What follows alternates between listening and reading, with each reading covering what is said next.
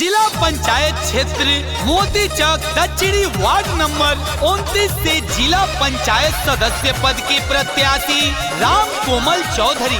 ए चाचा, अब की बारी मोती चौक दक्षिणी वार्ड नंबर 29 के जिला पंचायत सदस्य राम कोमल चौधरी के बनावे के बाद कैसे विकास होई केकरा पियास होई सबे लोग है कहता। कैसे विकास होई केकरा पियास होई सबे लोग है कहता। टूटल बनाली हो गौवा के गोली हो दिक्कत भइल रहता। के बाट चाहे तानी मन नेता लागे के बाहो विजयी के झंडा लहरावे के बहो राम कोमल चौधरी के जीतावे के बहो। विजयी के झंडा लहरावे के बहो राम कोमल चौधरी के जीतावे के बहो। ए भैया, ए चाचा, राम कोमल चौधरी के कहलबा कि कोरा कागज पे एगो चांद बनौले बानी, ए धरती के आसमान बनौले बानी। हम जानतनी मोती चौक दक्षिणी वार्ड संख्या 29 के लोग हमरे रही। यही से रउआ सब लोग के हम अपन भगवान बनौले बानी, भगवान बनौले बानी। पूरा गौवा में इन्हीं के हालानु बा सबे कहत टोला मुहालानु बा।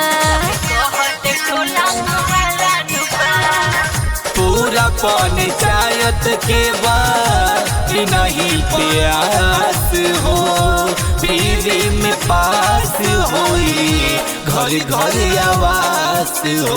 गौवा में इन्हीं के हालानु बा सबे कहत टोला मुहालानु बा।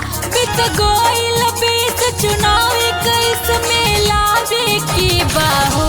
विजयी के झंडा लहरावे के बहो राम कोमल चौधरी के जीतावे के बहो। विजयी के झंडा लहरावे के बहो राम कोमल चौधरी के जीतावे के बहो। चंदन ने ललकारा है राम कोमल चौधरी हमारा है। ए भैया, मोती चौक दक्षिणी वार्ड नंबर 29 में हर जगह राम कोमल चौधरी के चर्चा बा कि अब की बारी मोती चौक दक्षिणी वार्ड नंबर 29 के जिला पंचायत सदस्य राम कोमल चौधरी के बना के और अपना वार्ड नंबर 29 के विकास करावे के बा। सारा पंचायत के राय बाटे हो सब करत इहे सलाह बाटे हो। बनी है जब नेता भैया दुख होई दूर हो। राशन कार्ड पेंशन बना वही है जरूर हो। सब लोग के इहे राय बाटे हो सब करत इहे सलाह बाटे हो। कहे काजल सिंह प्रेम राजा से बात बतावे के बाहो। विजयी के झंडा लहरावे के बहो राम कोमल चौधरी के जीतावे के बहो। विजयी के झंडा लहरावे के बहो राम कोमल चौधरी के जीतावे के बहो।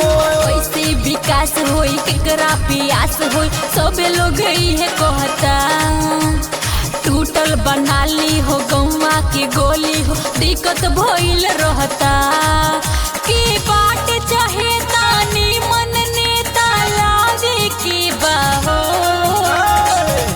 विजयी के झंडा लहरावे के बहो राम कोमल चौधरी के जीतावे के बहो।